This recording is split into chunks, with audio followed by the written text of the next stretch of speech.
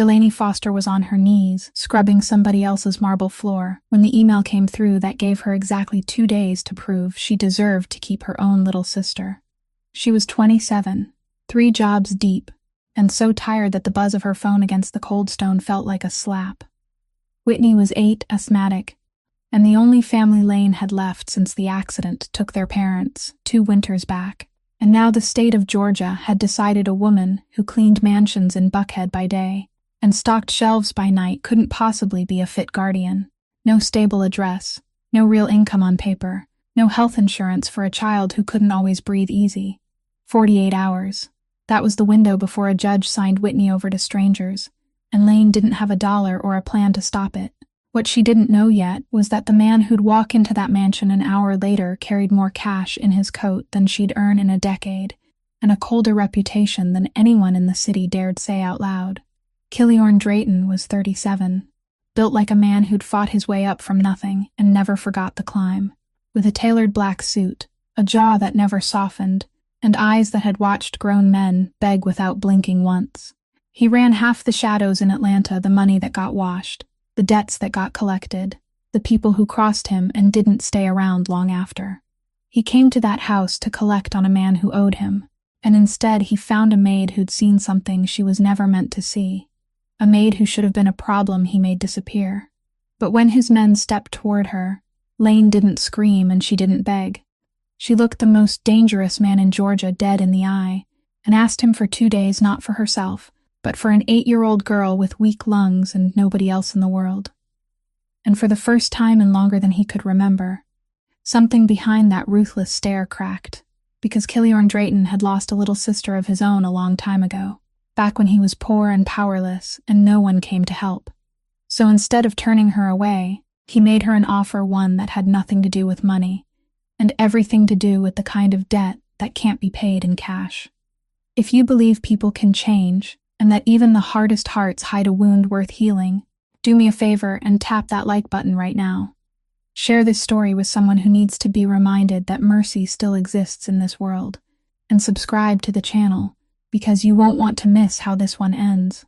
Now let's go back to that cold marble floor, 2 days on the clock, and the moment everything in Lane's life began to change. Killiorn Drayton's study was on the 2nd floor of the mansion, behind a walnut door so thick it swallowed every sound, and when that door closed behind Lane, she realized she was standing alone with the man the entire city didn't dare name. He didn't invite her to sit right away. He walked to the window, silently looked down at the perfectly trimmed garden below, then turned back and began speaking in a flat voice, cold and clear, as though he were reading from a contract that had been drafted long ago. He said he knew about her court hearing, knew about Whitney, and knew about the 48 hours hanging over her head. Lane froze, because she had never told anyone in this house those things, and when he saw the shock on her face, he said plainly that in this city, there were no secrets money couldn't buy, not even the records of a family court. Then he placed the offer amicable, 1 term at a time, neat as someone arranging chess pieces. He would give her a legal address, an apartment registered under a clean company, whose link to him no one could trace, enough for the court to regard it as stable housing. He would sign a real employment contract with her, with a transparent payroll, the title of household manager for this mansion, and a number on paper large enough that no judge could still doubt her financial ability. He would arrange health insurance for Whitney, the kind of insurance so good the little girl would never again have to wait in a hospital hallway because one paper was missing. Everything the system had told her she didn't deserve to have, he would hand to her in a single afternoon. Lane stood there, her heart pounding, and asked the question anyone in her position would have asked, what he wanted in return from a cleaning woman who had nothing in her hands. Killiorn didn't answer at once. He pulled out a chair, sat down across from her, and for the first time his eyes no longer looked at her as a problem that needed handling, but as a man weighing an important move. He said that in this house, inside his organization, someone was betraying him. He didn't know who yet, but he knew for certain that person existed, because deals that should have been sealed tight had begun leaking out, and figures known only to a few had reached the ears of people who should never have known them. And his problem, he said, was that he couldn't trust anyone among the people surrounding him, because any one of them might be the traitor, Every face he saw each day might be smiling at him with one half and selling him out with the other. That was why he needed a pair of eyes and ears that didn't belong to his world. He looked at Lane and said she was the perfect outsider. She owed no one in the organization any favor, feared none of them, had no history, no alliance, no reason to cover for anyone under this roof. Someone like her, living right in the heart of the mansion under the cover of a housekeeper, would hear things his own men would never say in front of him, would see things people only did when they thought the person mopping the floor beside them was invisible. Her very invisibility, the thing she had spent her life seeing as a humiliation, was exactly what made her valuable to him. He said bluntly that he trusted her more than anyone he had paid over the past 10 years, not because he knew she was a good person, but because there wasn't a single thread tying her to the web he had begun to suspect. Lane listened to every word, and she understood that this man wasn't offering to help her. He was recruiting her into something more dangerous than anything she had ever imagined, trading what little peaceful life remained for her and her sister for a foothold among people willing to do anything to keep their secrets buried. She opened her mouth to speak, but he raised a hand to stop her, telling her not to answer too quickly, because he wanted her to understand one thing first, that once she stepped in, there would be no clean way back, and that what he was offering her wasn't kindness, but a gamble in which both sides could lose everything. Lane took a step back, her spine nearly touching the walnut door, and she heard her own voice come out trembling but firm as she said she couldn't do it. She said she knew who he was, knew where the money for that spotless apartment came from, knew that the beautiful employment contract was only a coat of paint over something she never wanted to touch. She said she had spent 2 years proving to a court that she was a decent person, that she was clean enough, honest enough to raise her sister, and now, if she put her signature on what he was offering, she would turn herself with her own hand into the very thing they had always accused her of being, a woman living off dirty money and unworthy of her sister. She asked whether he had ever thought about what would happen if people found out, if the very network he suspected discovered that there was a maid listening in the dark. Then the first person to disappear would be her, and the 8-year-old child sleeping in a cramped apartment across the city would truly have no one left in the world. Her voice broke on the last words, and she pressed a hand to her chest as if trying to hold on to her wildly beating heart. She said she would rather lose Whitney to a kind stranger's family than keep her by dragging her into a world where every door might be the last door. Killiorn sat still through that whole storm of fear, not interrupting, not frowning, only watching quietly like a man used to seeing other people collapse in front of him. When she stopped, breathless, he didn't answer her with promises or threats the way she had braced herself to hear. Instead, he stood, walked to the wooden cabinet in the corner of the room, and took out a small, old picture frame, its silver plating dulled by the years. He set it on the desk, turned it toward her, and Lane saw, in the black and white photograph, a thin boy of about 10 standing beside a younger little girl, both of them dressed in faded clothes, both of them smiling with the smile of children who did not yet know what life would take from them. He said very softly, so softly that Lane had to hold her breath to hear, that the little girl in the picture was named Nadia, and she was the reason he hadn't let his men deal with Lane from the very first moment downstairs. He told her that back then, the 2 siblings had lived in a wretched boarding house on the edge of the city, their mother gone, their father practically non-existent, and he, a boy not yet old enough to protect anyone, had done everything he could to keep his little sister alive through each winter. He said Nadia had weak lungs too, just like Whitney, that she too had nights when she wheezed for breath in the dark, and he had knocked on one door after another, one office after another, begging for a little help, a little medicine, a little mercy. But no one opened a door for a poor boy who had nothing to offer in return. He said that on the night Nadia died, he had sat holding her in that freezing room and sworn that he would never again let himself be in such a powerless position, would never again let poverty, weakness, or invisibility take anyone else from him, and everything he became afterward, all the power, all the fear he spread through the city, had grown from that small grave. Killiorn looked straight at Lane and said he wasn't telling her this to buy her pity, because he didn't believe in pity. He told her because he wanted her to understand something she was too frightened to see, that he wasn't saving her, He simply couldn't stand by and watch another child with weak lungs be taken from the only person willing to die for her. Not again. Not when he was the only one in this city with enough money and enough power to change that ending with a single signature. Lane stood frozen, the fear inside her still fully alive. But now it had been pierced by something she had not expected. The realization that the cold man before her had once knelt in a room as cold as hers, holding the most precious thing in his life, and helplessly watching it slip away. Killiorn gave her until the next morning to decide,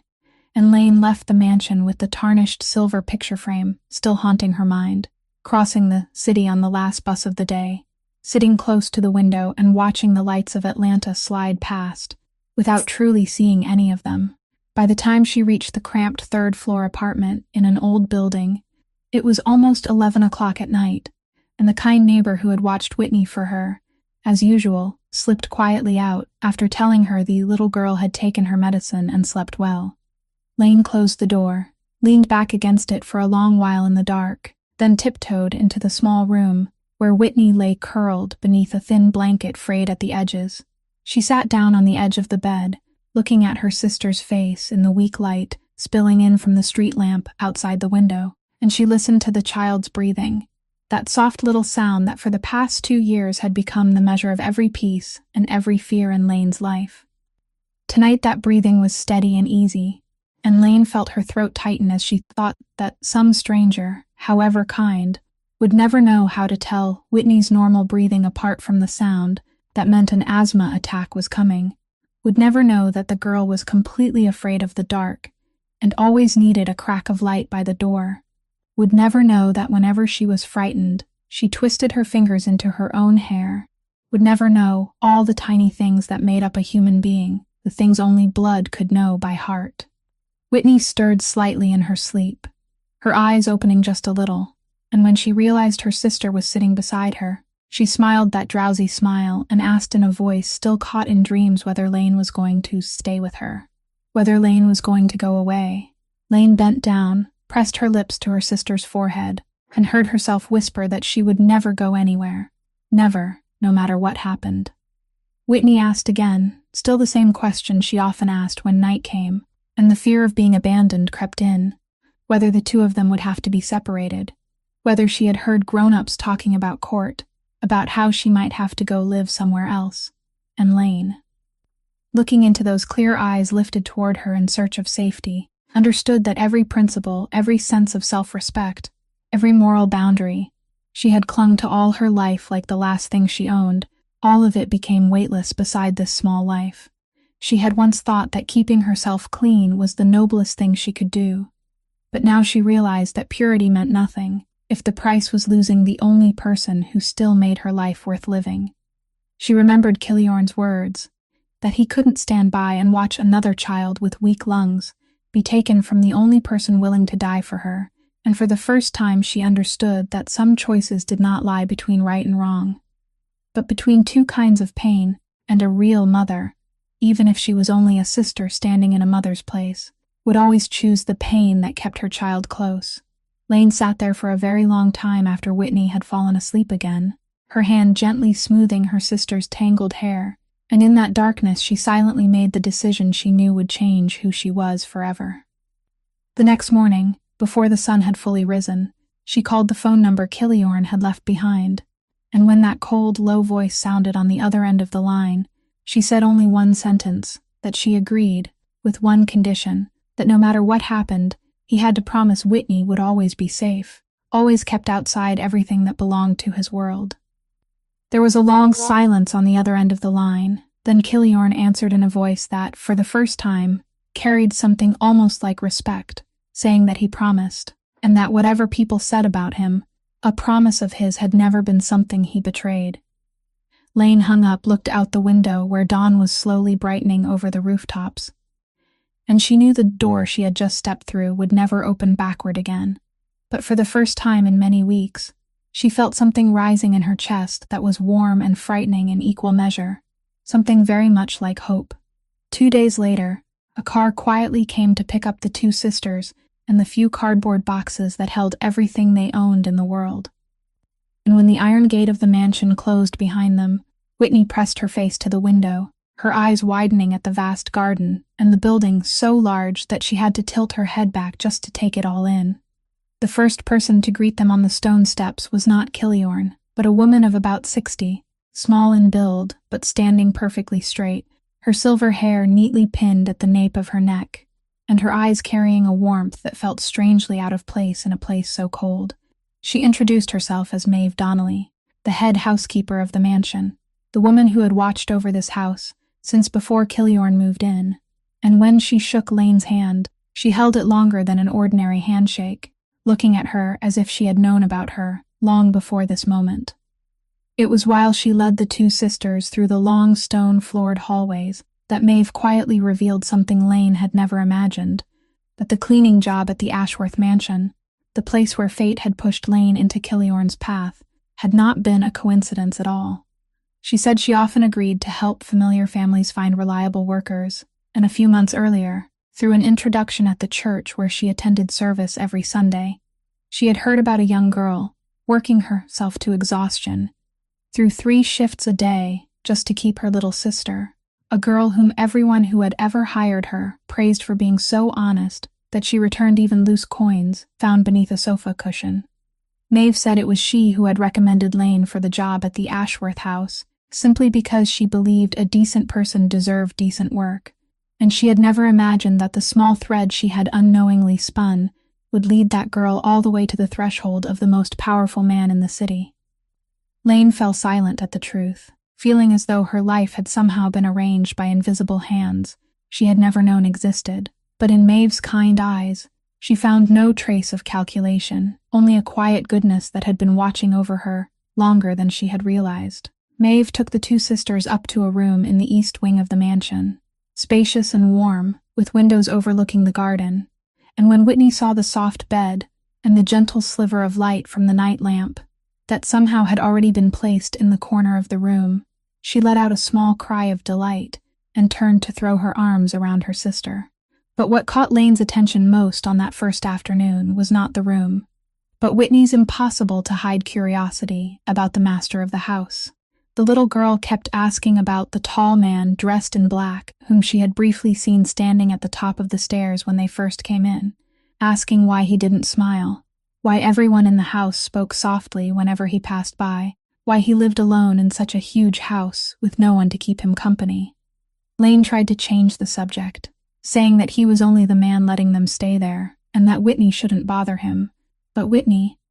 with the strange intuition of children and see the things adults tried to hide, only tilted her head in thought and said that she thought he was sad, very sad. The same way Lane had been sad when their parents had just died. That innocent remark made Lane stop still, because it touched exactly the thing she had faintly sensed in the study on the second floor, and she looked at her sister for a long time, wondering what those small eyes had already managed to see that grown people needed so long before daring to admit. That night, when the whole mansion had sunk into silence, Lane stood by the window looking down into the dark garden, and she saw the shadow of a man standing alone among the perfectly trimmed rows of trees, motionless for a long time beneath the moonlight, so lonely that even from far away she could feel it, and she suddenly realized that perhaps her 8-year-old girl had been right. On the day of the final hearing, Lane walked into the Fulton County Family Court with a thick file of documents that only a few weeks earlier she would never have dared dream of having. And this time, she was no longer the trembling woman standing before the court with 2 empty hands. The lawyer Killiorn had hired for her, a sharp woman dressed with immaculate care, presented each piece of evidence to the judge one by one: the lease for a respectable apartment held under a legal name, the transparent payroll record with the title of household manager and a stable income, the certificate of comprehensive health insurance for Whitney, including medication and long-term asthma treatment, all of it clean, all of it valid, all of it correct down to every period and comma the law required. The judge turned through each page, from time to time lifting his eyes to look at Lane over his glasses. And Lane sat there with both hands clenched tightly in her lap, her heart pounding so hard she thought the whole room could hear it, while Whitney sat quietly on the bench behind her, her small legs swinging without touching the floor. When the judge finally struck the gavel, and declared that the court found the guardian had fully proven sufficient conditions of housing, finances, and medical care to continue raising the child. Lane couldn't hold herself together any longer. She burst into tears right there, her shoulders shaking, and when she turned to look at her sister, Whitney had already rushed forward and thrown her arms around her, burying her face in Lane's neck, and the two sisters simply held each other and cried in the middle of the courtroom while the people around them looked on in softened silence. If at this point you also feel your chest grow warm before the moment a sister wins back her little sister, please pause for 1 second and press the like button. Share this story with someone who needs to believe that good things still happen in this world, and subscribe to the channel so we can continue walking with these two sisters on the road ahead, where many storms still wait. But right in the middle of that overflowing joy, there was a figure standing silently at the back of the room, and it took Lane a while to recognize him. It was Preston Hale, the attorney representing the Department of Child Protective Services. A gray-haired man of about 50, with a face that always held a calmness difficult to read, the man who had followed her case closely for 2 years and had more than once asked questions that left her unable to sleep. He came closer when all the procedures were finished and congratulated her in a properly courteous voice. But then he lingered longer than necessary, and while Whitney was busy playing with the badge on the court clerk's jacket, he lowered his voice and asked Lane a question she would remember for a long time afterward, saying that he was curious to know who her new employer was, the one generous enough to give her such a good job, because in his many years of experience, very few employers arranged such a generous health insurance package for a worker after only a few weeks of probation. He smiled as he said it, a polite and harmless smile, but his eyes did not smile with it. They stayed fixed on Lane's face with a cold attention she had seen before in people following a trace. Lane tried to keep her voice calm, answering that she had simply been lucky enough to find decent work, and Preston Hale nodded slowly, saying yes. Luck was indeed a strange thing. Then he said goodbye and left, leaving Lane standing there with a vague unease slipping into the middle of her happiness. She told herself that perhaps she was imagining too much, that the man was only doing his job as he always had, but when he disappeared beyond the courtroom door, Lane couldn't shake the feeling that the look in his eyes had not been idle curiosity, but the beginning of something she could not yet name, a fine thread just pulled taut in the dark, and she did not yet know how tightly it would coil around her. She tightened her hand around Whitney's, led her out of the courthouse under the noon sunlight, and forced herself to think only of today's victory, of the fact that tonight the little girl would once again sleep in the room, with the gentle strip of light by the door, safe, beside her sister, at least for now. About 3 weeks after the two sisters moved into the mansion, on a late-season night when the air had turned unusually cold, Lane startled awake at nearly 2 o'clock in the morning, because of a sound that the motherly instinct inside her had learned to recognize even in the deepest sleep, the sound of Whitney struggling to breathe from the bed beside hers. She sprang up, ran to her sister's side, and with just one look she knew this wasn't the usual shortness of breath that could be soothed with the familiar inhaler, because the little girl was fighting for every breath, her thin shoulders rising and falling far too quickly, her small face going pale in the soft nightlight. Lane tried to stay calm, doing everything she had been taught to do, but when several minutes passed and her sister's breathing still did not ease, that familiar, ice-cold fear surged back into her chest, the fear of all those nights when she had once carried Whitney alone to the emergency room and sat for hours in the hallway because she didn't have enough money. She swept Whitney up into her arms and rushed into the dark hallway, and at that exact moment, as if the shadows of this house had their own eyes and ears, a door flew open and Killiorn appeared at the top of the stairs, still dressed in dark clothes as if he hadn't gone to bed at all. He looked at the child in Lane's arms for only 1 second, and he didn't ask a single question, didn't hesitate for even a moment. He only said, "Follow me," then strode down the stairs so quickly that Lane had to run to keep up. He didn't call a driver, didn't wait for anyone. He opened the door of the car already parked in front of the steps himself, took the wheel, and while Lane sat in the back seat holding Whitney tightly, whispering words of reassurance into her ear, the man the whole city feared drove through the empty streets of Atlanta at midnight, with cold concentration. one hand on the steering wheel, the other pressing his phone as he called the best private hospital in the city directly, ordering in a voice that allowed no refusal that a team had better be waiting at the door when his car arrived. When the car slid up to the emergency entrance, there were indeed people waiting with a stretcher, and Whitney was taken inside within seconds. The medical team quickly did what needed to be done. The door closed, and Lane was left standing frozen in the hallway with both hands still trembling. She suddenly realized that Killiorn had not left as she had expected, had not returned to his world after fulfilling the part the contract required of him, but was still standing there, silently, a few steps away from her, both hands in the pockets of his coat, his eyes fixed on the emergency room door with an expression Lane had never seen on his face before. It was not cruelty, not power, but a quiet tension, almost fear, the fear of a man who had once stood in a cold hallway just like this one long ago, and walked away with empty hands. They waited beside each other in silence for nearly 1 hour, neither of them saying anything, but that silence was no longer the silence between an employer and a servant. It was the silence of two people holding their breath for one small life. When the door finally opened and the doctor stepped out with a reassuring smile, saying the girl had passed the danger, was breathing normally again, and only needed to stay until morning for observation, Lane sank onto the nearest chair, both hands covering her face, her shoulders shaking with an overwhelming relief that broke through her all at once. And when she looked up through her tears, she caught a moment she would never forget,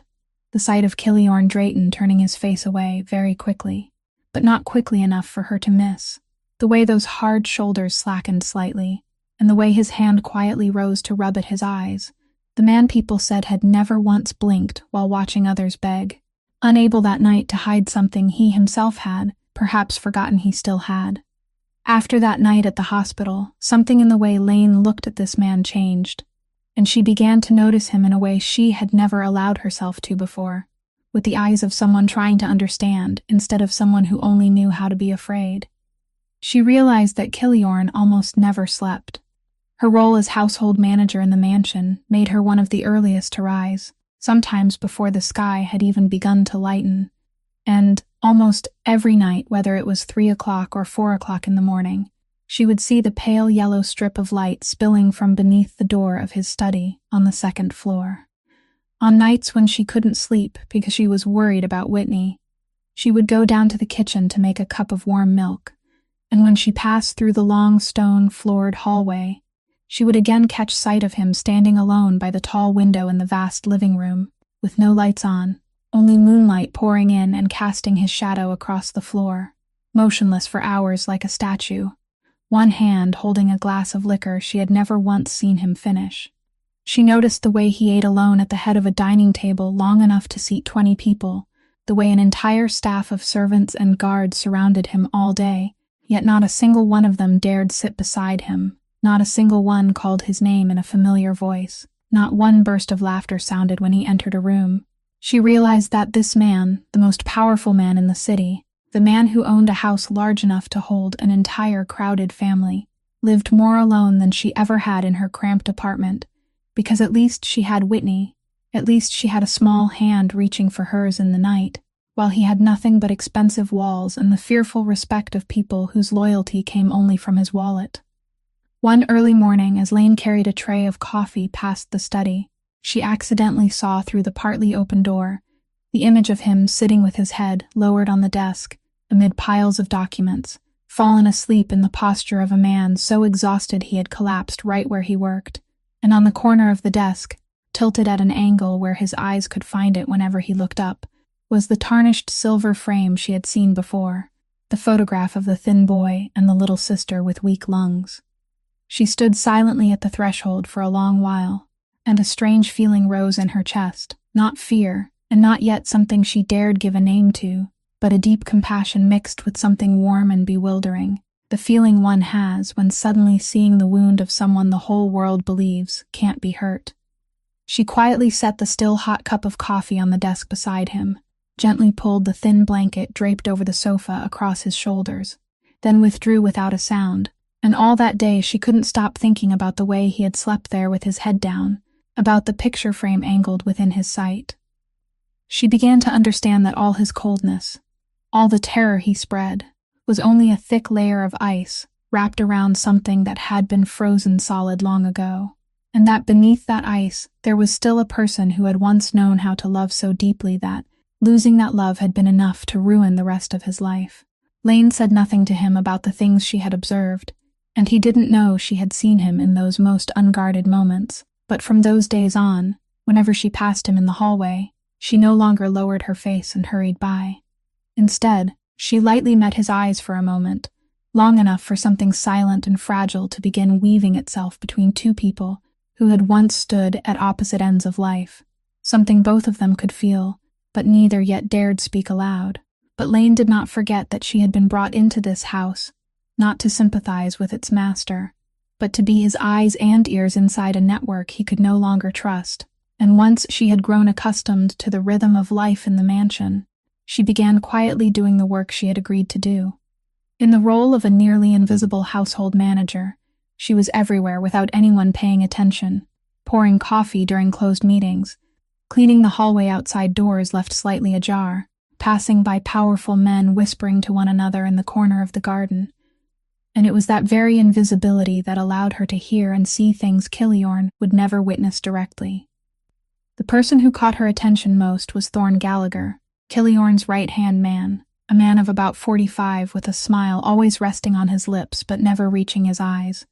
the one everyone in the house respected and feared second only to the master. Lane noticed that something was wrong in the way Thorne behaved. Whenever Killiorn was absent, the way his voice changed, the way he lingered longer than necessary in his employer's study when he thought no one was watching, the way he quietly photographed pages of documents with his phone and then quickly placed them back exactly where they had been.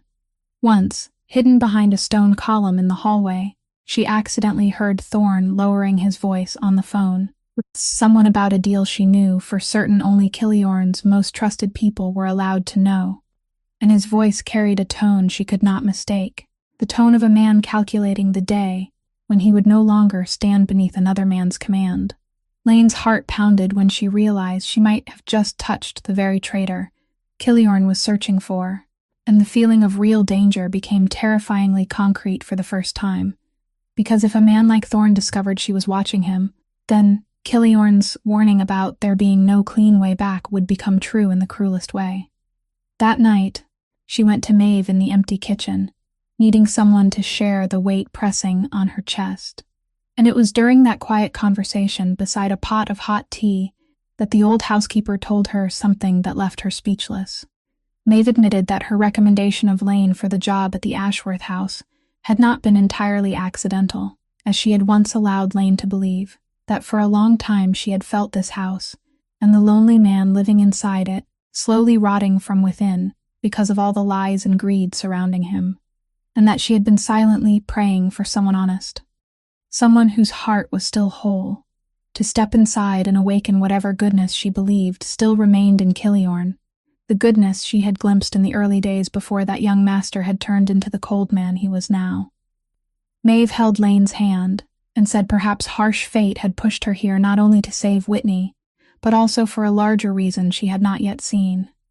Lane returned to her room that night with her emotions tangled, and for the first time since signing the agreement, she faced directly the question she had been trying to avoid for so long, where the money feeding her sister, buying the little girl's medicine, and paying for the warm room where she now slept safely truly came from, and how many other people's pain had been traded for it. She looked down at her hands in the darkness,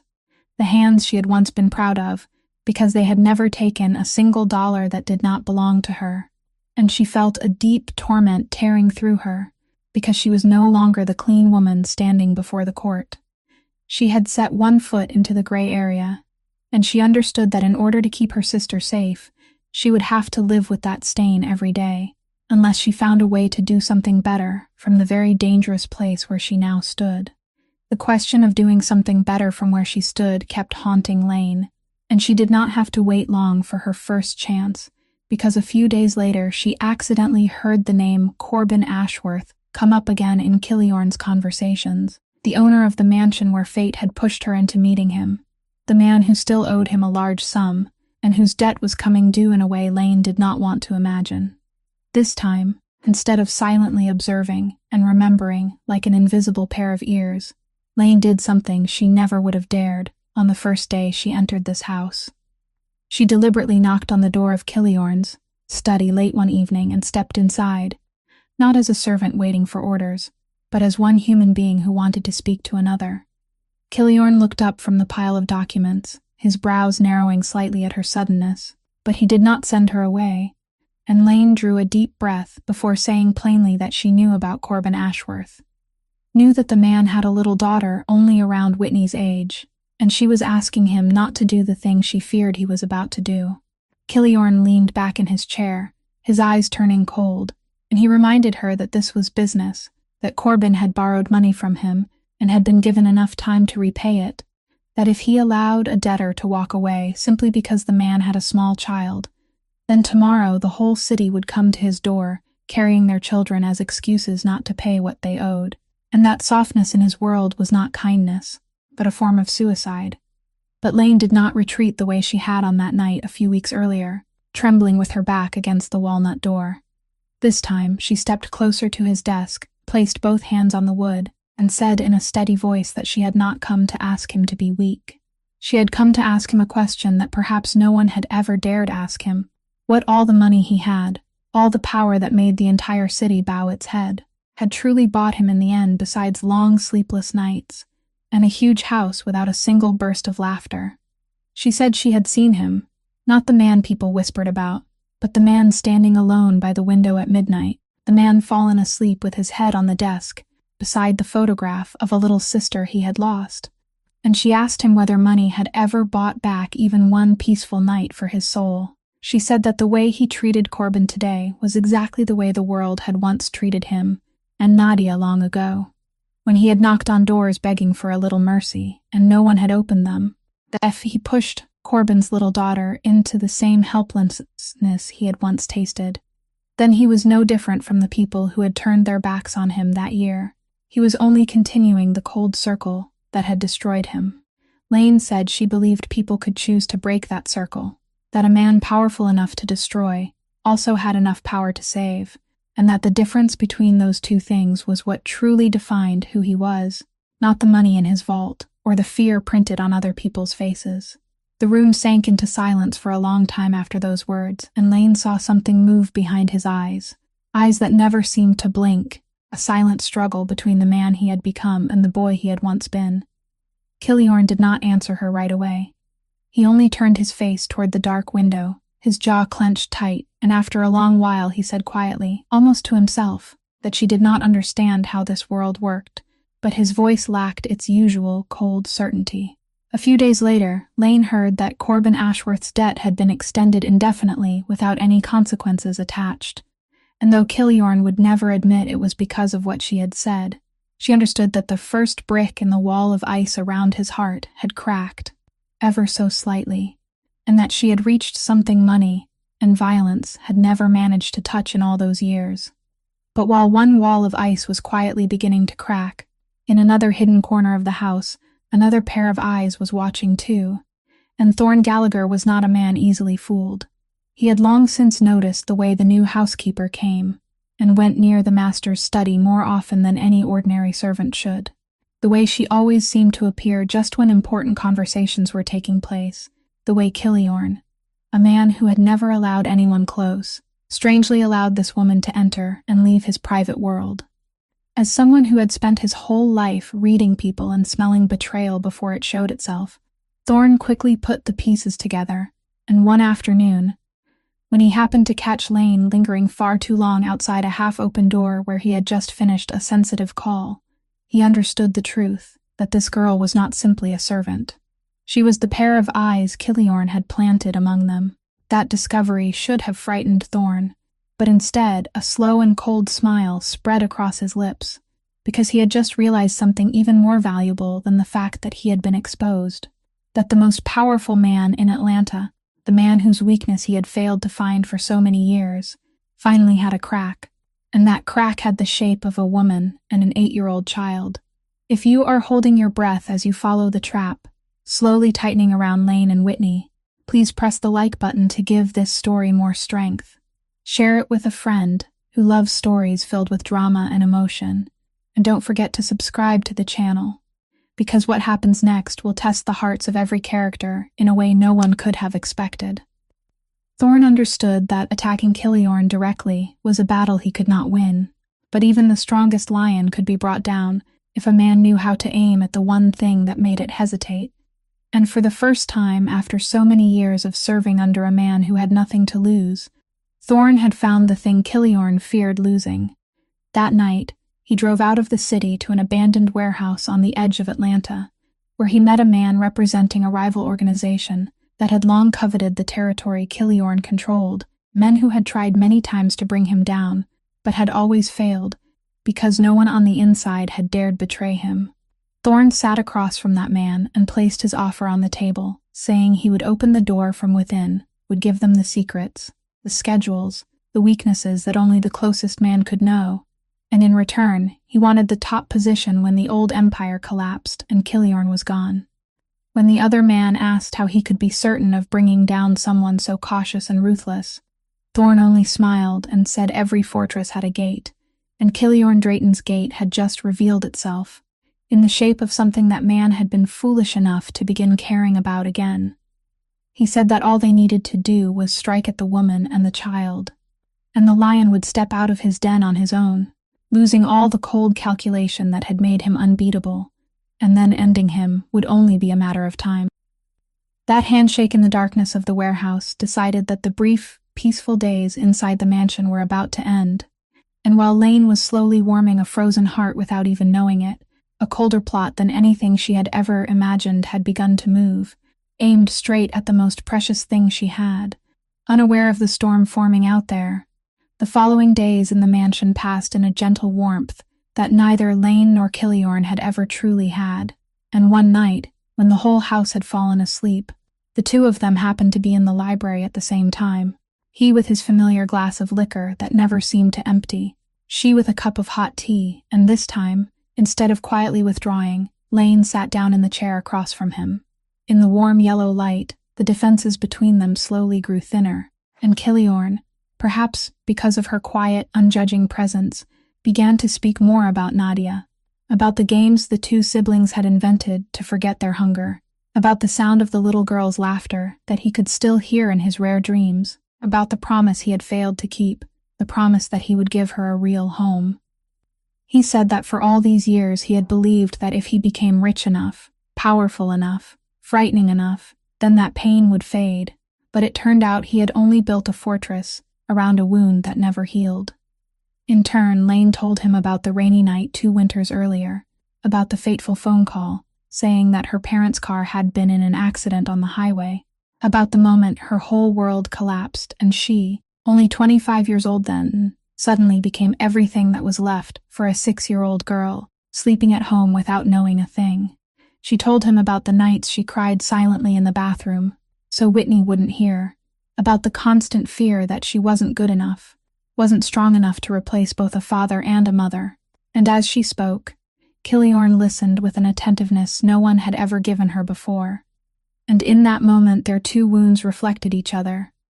2 people who had lost everything, and had been forced to responsibility for a small life sitting across from one another, close enough that both of them could feel something dangerous and sweet rising between them, something neither of them yet dared give a name.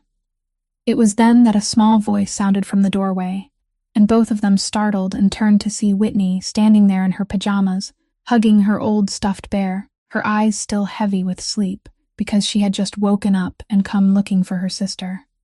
The little girl slowly walked in, climbed onto Lane's lap, then looked at Killiorn with her clear eyes, and said something that made the whole room fall silent, that she knew he wasn't exactly a good man, because she had heard the other men say he was very scary, but she didn't believe them. Killiorn froze, and Whitney, with the honesty only children have, went on to say that bad people don't stay awake all night worrying about others. Bad people don't drive someone to the hospital themselves and stand waiting outside the door all evening. Bad people aren't sad the way he was sad. Then the little girl yawned,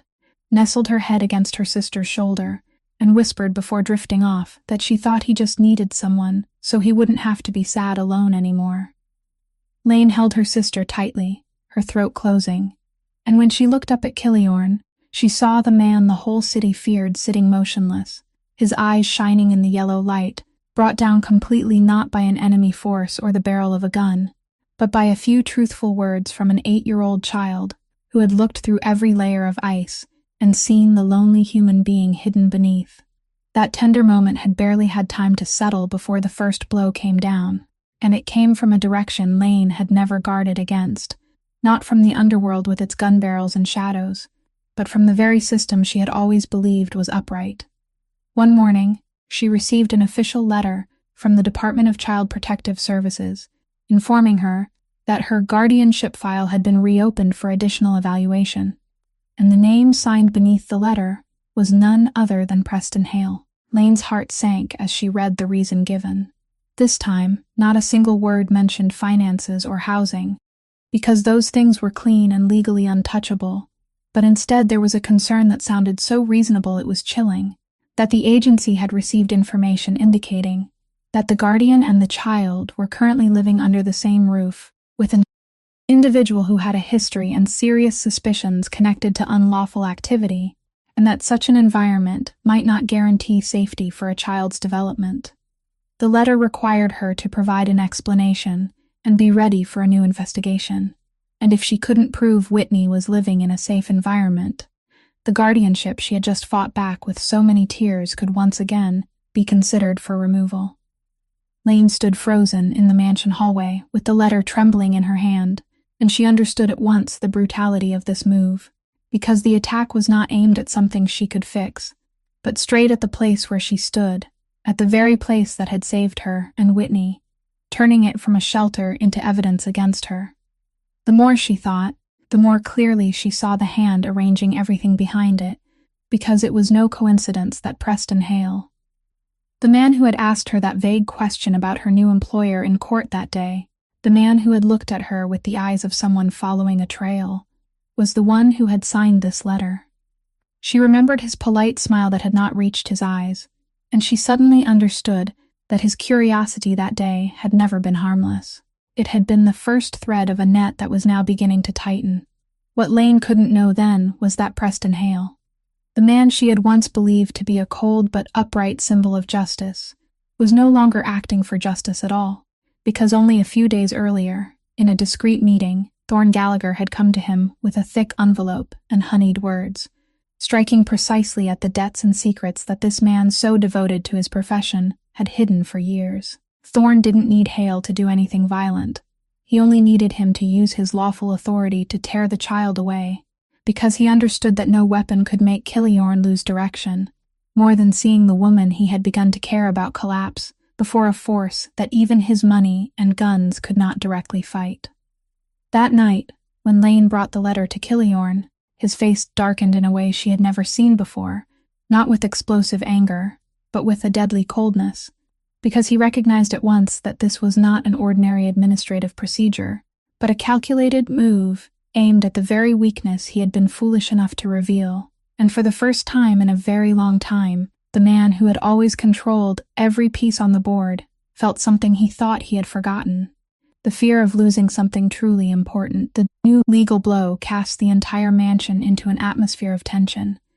and while Kiliorn quietly mobilized lawyers and connections to trace whoever stood behind the letter, Thorne, understanding that this chaos was the perfect smokescreen, decided to strike the second blow at the very moment when everyone's attention was fixed on the court. On that fateful afternoon, Maeve took Whitney out to the back garden as usual, so the little girl could breathe some fresh air after days spent indoors, and in only the brief moment when she turned back inside to fetch the child a warmer coat because the wind had grown chilly, everything happened. When Maeve came back out, the garden was empty. The side gate in the far corner that was always kept locked had been left slightly open, and Whitney was gone. The old housekeeper's terrified cry rang through the mansion, sending Lane, who had been sitting with the lawyer in the library, racing out like an arrow, and when she reached the garden and saw the silent, empty yard where her sister should have been playing, the whole world seemed to collapse beneath her feet. She called Whitney's name, ran all over the garden, tore through every bush and every hidden corner, but only the cold wind answered her, And when that terrible truth sank into her mind, her legs gave way on the grass, her trembling hands covering her face, because the greatest fear of her life, the fear she had traded even her own innocence to prevent, had now become real in the cruelest possible way. Killiorn appeared only a few minutes later, and when he saw the empty garden and lane crumpled on the ground, his face changed in a way that made even the most hardened guards step back, because this was no longer the familiar cold calculation, but an icy fury so chilling it made the blood run cold. He immediately ordered the entire area locked down, mobilizing every person, every resource, every camera within a radius of several miles. But even as he set his enormous machine of power in motion, deep inside he already knew the answer. Already knew there was only one man who understood the schedule of this house, down to the minute, knew exactly when the garden would be unguarded, knew which side gate drew the least attention, a man too close to be suspected. Less than 1 hour later, what he had expected was confirmed when his phone vibrated with a message from an unknown number, no threat, no voice. Only a photograph showing Whitney sitting safely in a strange room with her stuffed bear in her hands, and beneath it a short, cold line saying the girl was fine and would stay fine as long as Killiorn behaved, along with the promise that someone would make contact to discuss the terms of exchange. Lane read the message over his shoulder and broke down, caught between tearing grief and a fragile thread of comfort that at least her sister was safe, still holding her familiar stuffed bear. And Killiorn turned to her, placed both hands on her shoulders to keep her standing, then said in a voice low and solid as stone that he promised her, with everything he had, he would bring Whitney back, that the man who had dared touch the child had made the final and greatest mistake of his life. In that moment, amid the horror, Lane realized that the man before her was no longer acting like a crime lord protecting his property or his pride, but like a human being fighting for someone he loved. And she understood that the real war had only just begun. The contact Thorne had promised came the following evening, and when Killiorn finally spoke to the man behind it all, every suspicion he had was confirmed, because the cold, self-satisfied voice on the other end of the line belonged to the man he had trusted for so many years. Thorne did not circle around the matter. He laid his price directly on the table, saying that for the child to be returned safely, Killiorn had to hand over control of the entire empire he had spent his life building, had to withdraw from every territory, every business arrangement, had to disappear and let him and the people behind him take over everything. It was a trade any crime lord would have considered madness, giving up all power, all wealth, everything that made him untouchable, just to exchange it for a child who was not even his own blood. And Thorne was certain he had driven Killiorn into a corner with no way out, because he believed that a cold, calculating man like his former boss would never choose one small life over an entire kingdom. But Thorne had miscalculated one thing. He was still looking at Killiorn through the eyes of the old days, not knowing that the man had changed, that a few truthful words from an 8-year-old child and the quiet presence of a decent woman had melted the ice that years of money and violence had never been able to touch. Killiorn hung up, turned to Lane, and without a second of hesitation said he would accept that this whole empire, everything he had, was not worth a single strand of Whitney's hair, that he had once watched a child slip from his hands because he had been powerless, and this time, when he held all the power in the world, he wouldn't repeat that mistake even if it cost him everything. Those words left Lane silent, because she understood exactly the price this man was willing to pay, and in that moment she realized she couldn't simply stand still and let him sacrifice his entire life. She had spent her life being a woman who only endured fate, a victim pushed around by circumstance, but tonight something inside her rose up, and she made a decision of her own. She secretly contacted the number that had sent the message, and when Thorne heard her voice instead of Killiorn's, he was surprised, but Lane quickly said something that forced him to listen, that all this time she had been the person Killiorn placed inside the house to watch him, that she had seen and heard enough of his secrets, his calls, his hidden dealings with her own eyes and ears to destroy him, even if his plan to seize power succeeded. She said she knew what he had done, knew the people he had joined hands with, and that such a mass of information in the hands of someone with nothing left to lose was more dangerous than Killiorn himself. But she was willing to make a trade, willing to hand over herself and everything she knew in exchange for Whitney being released safely. Thorne was silent for a long time on the other end of the line, and Lane knew he was weighing it, because to a man about to take the throne like him, eliminating the only witness who could expose him, while also holding a card strong enough to control, Killiorn was too great a bargain to refuse. When he finally agreed to the exchange, Lane hung up with trembling hands but steady eyes, then turned away and hid her plan from Killiorn, because she knew that if he found out, he would never let her walk into the wolf's mouth alone. But Lane had underestimated one thing, that a man who had once lost everything because of helplessness would never take his eyes off what he had sworn to protect. And Killiorn, who was alert to every small movement inside his own house, had noticed the difference in her eyes, that look of resolve mixed with resignation belonging to someone who had just decided to sacrifice herself.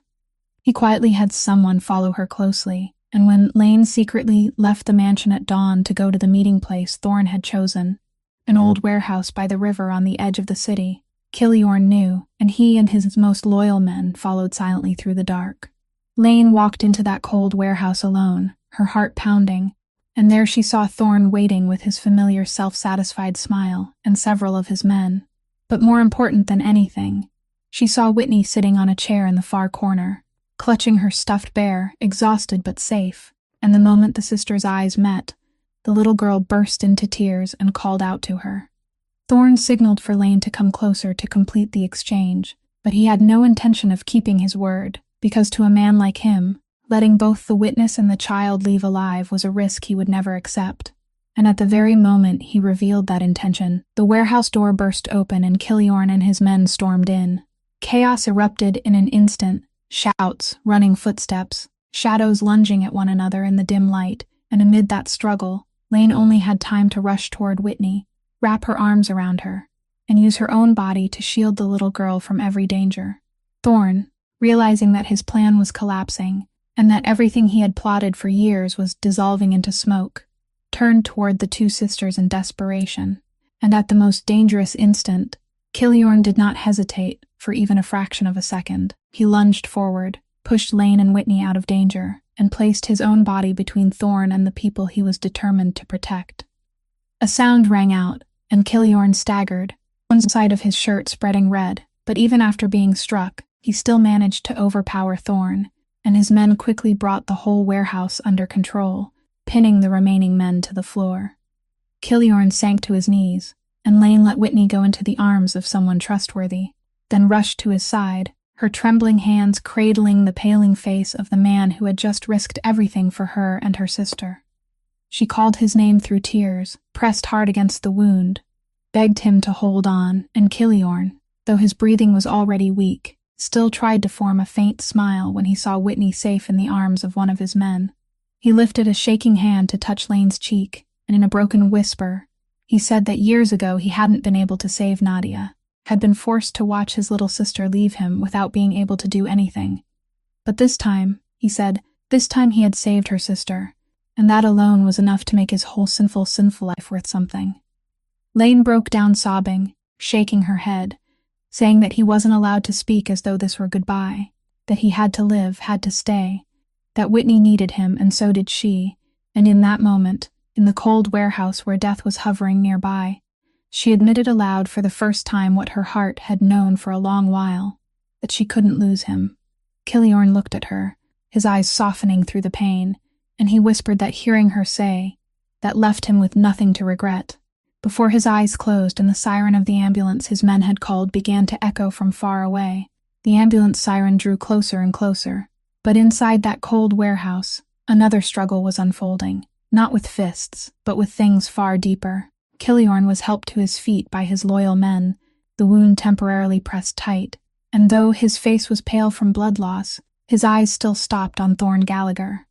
who was being pinned to the floor, the traitor who had pushed them all into this tragedy. One of Killiorn's men bent down, waiting for an order, and everyone understood that all it would take was a nod from the boss, and Thorne would vanish from this world forever, exactly the way the underworld had operated for so many years, according to the very law Killiorn himself had lived by and enforced his whole life. In that moment, rage and years of instinct for revenge rose in his eyes, his hand tightened, and Lane saw the man she loved standing on the narrow edge between the person he had once been and the person he could still become. She knelt beside him, took the hand that was trembling from anger and pain, and spoke to him with all the pleading in her heart, telling him no, that if he gave that order, he would forever return to the man who had imprisoned him in loneliness for all these years, that the circle of blood paid for with blood would never stop and would drag him back to the very darkness he had only just begun to escape.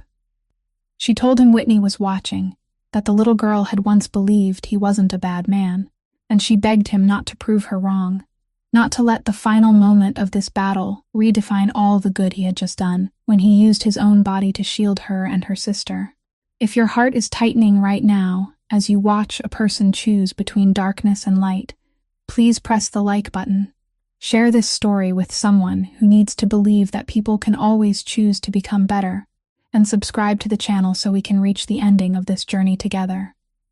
Killiorn looked at Lane for a long time, then looked over at Whitney, who was pressed into the arms of one of his guards, her childlike eyes bewildered and still shining with trust, and something inside him finally let go. The anger in his eyes faded, giving way to a deep exhaustion and a strange peace. He gave a slight shake of his head, signaling for his men to step back, then said in a weak but firm voice to let him live, and let the law deal with him.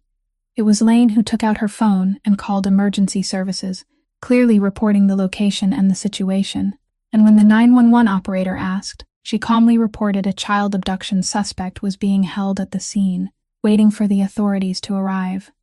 It was an act Killiorn had never once done in all his life in the underworld, handing an enemy over to the legal system instead of dealing with him himself, and when he heard her calling the police, he did not stop her.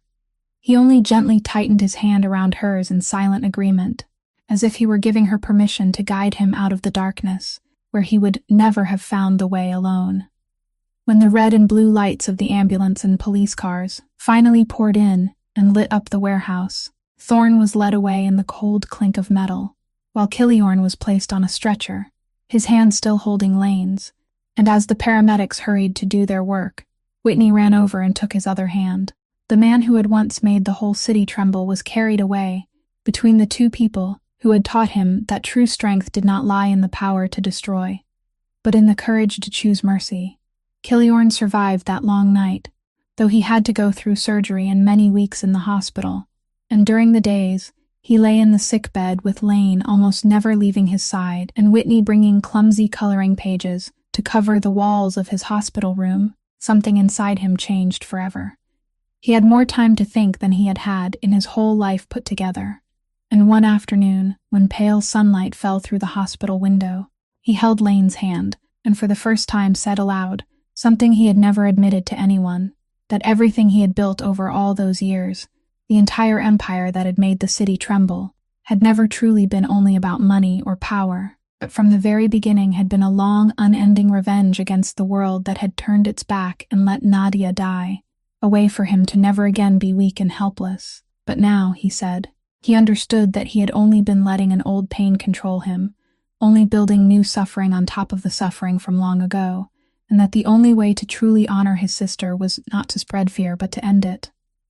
Once he recovered, Killiorn began doing something no one in the underworld believed a boss could do. He began dismantling the very empire he had shed blood to build, cutting off unlawful dealings, moving his enormous assets onto transparent and legal paths, turning money, once stained by darkness, into something that could stand in the light. With that fortune made clean in the noblest sense of the word, he founded a charitable organization, and gave it the name that made both him and Lane weep when they wrote it on the paperwork, the Nadia and Whitney Foundation.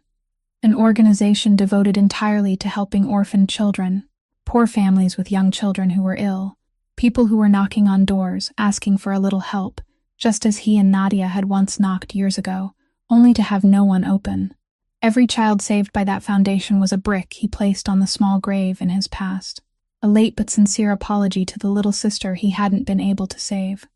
Meanwhile, Thorne's fall dragged a whole chain of hidden truths into the open, and when the police dug deeper into the plot to abduct the child, they traced the connection between him and Preston Hale. Discovered the envelope of money and the suspicious payments that had made a representative of justice betray his own ideals. Hale was suspended, investigated, and all the accusations he had built against Lane immediately collapsed because they were proven to be the product of corruption and conspiracy. Lane's guardianship file was reviewed one final time, and this time, with a completely lawful income from the Nadia and Whitney Foundation,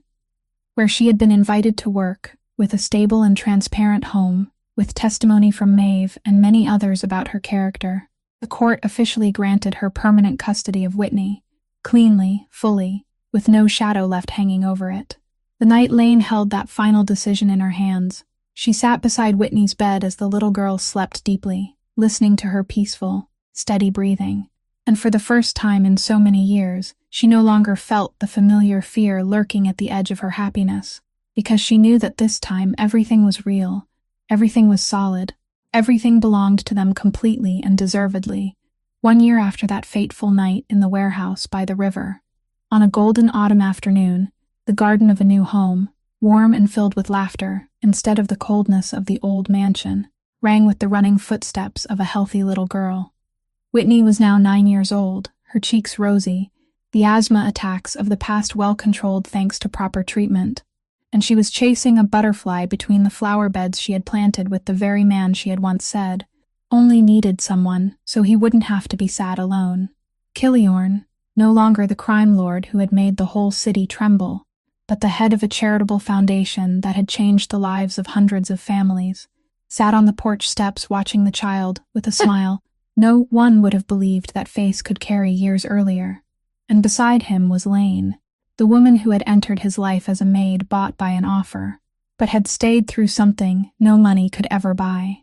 They came together not because of the contract from long ago, not because of an exchange between power and survival, but because amid all the darkness and danger, two wounded people with similar scars had found healing in each other, and Lane's love, patient and decent, had done what violence, money, and fear had failed to do for so many years. It had pulled a man who had seemed completely lost back into the light. When dusk settled and Whitney ran over to tumble into both their arms, 3 people who had each been lonely in their own way now sat together like a real family. And that was the gentlest proof of what this story hopes to share, that no one is forever defined by the worst thing they have done, or by the harshest circumstance they have fallen into. That a person's dignity does not lie in the money in their pocket or the reputation they carry in the world, but in whether someone is willing to look deeply enough at them to believe they are still worth saving. And sometimes, a small act of kindness, a measure of respect offered to a human being when they are at the very bottom, is powerful enough to change an entire life and crack open even the most hardened hearts.